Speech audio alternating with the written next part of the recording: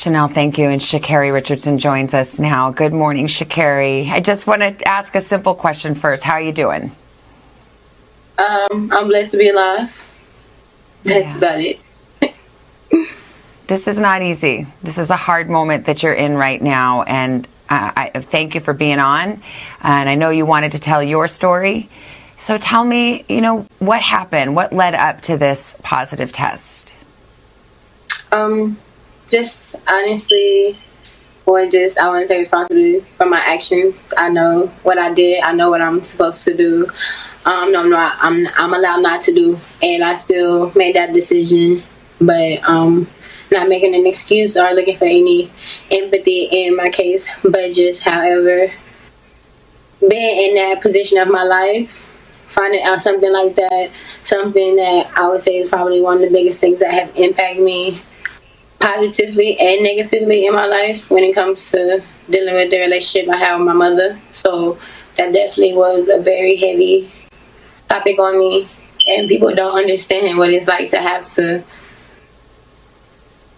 or people do. We all have our different struggles. We all have our different things we deal with. But to put on a face, to have to go in front of the world and put on a face and hide my pain,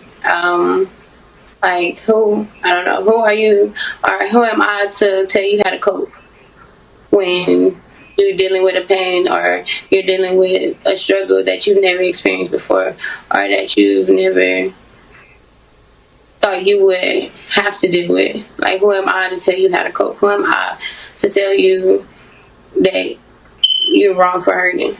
So I think just honestly, just leading up to that, dealing with my mental health, dealing with my mental as is, with leading up to the games, every time stepping on the track, definitely expected to be a record-breaking time or something like that. So just with that, pressure in itself was also just another thing. With this actually been my first full professional career, my first full professional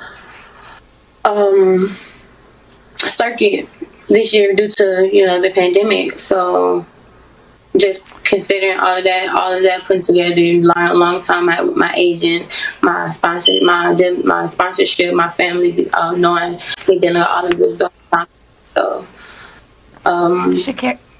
Sha'Carri, I just want people to understand where you're coming from, and tell me if this is correct. But it was a few days before your big race in the trials, you found out that your biological mother had passed away.